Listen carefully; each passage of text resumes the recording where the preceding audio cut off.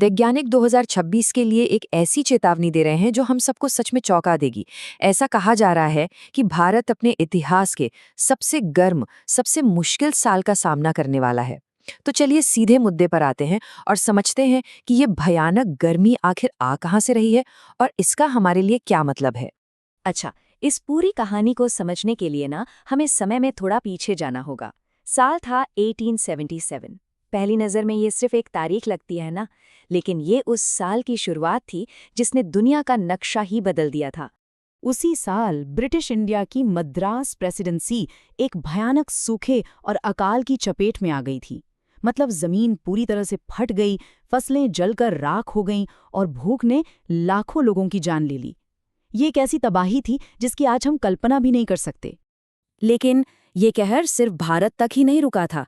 दुनिया के बिल्कुल अलग अलग कोनों में, चीन से लेकर ब्राजील और अफ्रीका तक ठीक इसी तरह के अकाल पड़ रहे थे। ऐसा लग रहा था मानो मानो पूरी दुनिया एक साथ जल रही हो।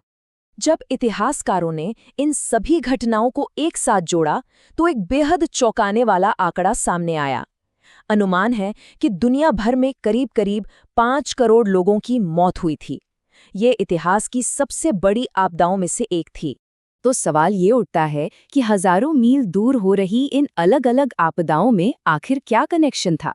इसका जवाब छिपा है प्रशांत महासागर की गहराइयों में, एक ऐसी ताकतवर मौसमी घटना में जिसे हम आज सुपर एल नीनो के नाम से जानते हैं। तो ये एल नीनो आखिर है क्या भला? चलिए इसको बिल्कुल आसान भाषा में समझते हैं।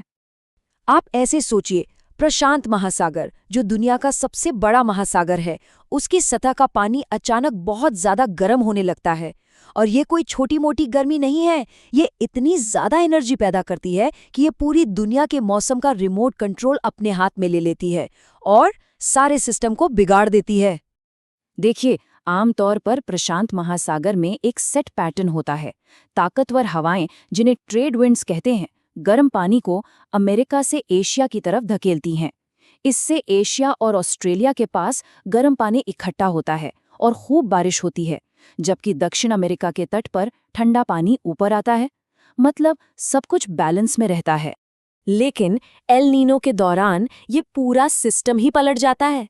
वो जो ताकतवर हवाएं हैं वो या तो कमजोर पड़ जाती हैं या फिर उल्टी दिशा में बहने लगती हैं। गर्म पानी का विशाल भंडार एशिया से दूर पूर्व की ओर फैल जाता है। नतीजा, ऑस्ट्रेलिया और भारत जैसे देशों में सूखा पड़ता है और पेरू जैसे इलाकों में बाढ़ आ जाती है। पूरा का पूरा खेल ही उल्टा हो जाता है। 1877 में जो हुआ वो एक प्राकृतिक घटना थी, लेकिन आज 2026 की कहानी में एक नया और बहुत ही खतरनाक विलन जुड़ गया है, क्लाइमेट चेंज। ये एल नीनो के असर को कई गुना बढ़ा रहा है। इस बात को आप ऐसे समझिए, हमारी धरती क्लाइमेट चेंज की वजह से पहले से ही एक गर्म कमरे की तरह है। अब सुपर एल नीनो उस गर्म कमरे में एक बड़ा सा हीटर चालू करने जैसा है। जो गर्मी पहले से ही बर्दाश्त के बाहर है, वो अब जानलेवा बन जाएगी। ये स्लाइड इस खतरे को आंकड़ों में दिखा रही है। देखिए, हमारी दुनिया का तापमान औद्योगिक क्रांति से पहले के मुकाबले औसतन 1.4 डिग्री सेल्सियस तो बढ़ ही चुका है। अब सुपर एल नीनो इसमें करीब 1.5 डिग्री और जोड़ देगा, यानी कुल मिलाकर लगभग 2.9 डिग्री की बढ़त। ये धरती के लिए एक बहुत तेज बुखार जैसा है, ऐसा बुखार जो उसने पहले कभी महसूस नहीं किया। तो इस दोहरी मार का भारत पर क्या असर होगा? एक्सपर्ट्स एक 4 परतों वाले संकट की चेतावनी दे रहे हैं, जो एक के बाद एक हम पर असर डालेगा। पहली और सबसे बड़ी चोट हमारे मॉनसून पर पड़ेगी।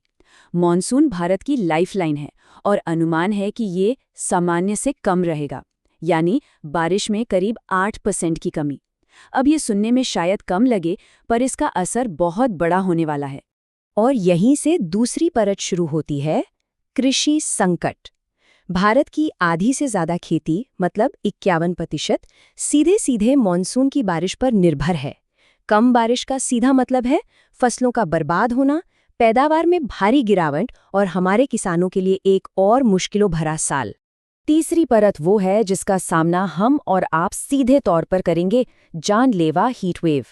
अगर आपको लगा कि 2024 की गर्मी भयानक थी, तो रुकिए। वैज्ञानिक कह रहे हैं कि 2026 गर्मी के सारे रिकॉर्ड तोड़ देगा। ये सिर्फ पसीने वाली गर्मी नहीं होगी, ये वो गर्मी होगी जो सीधे हमारी सेहत पर हमला करती है।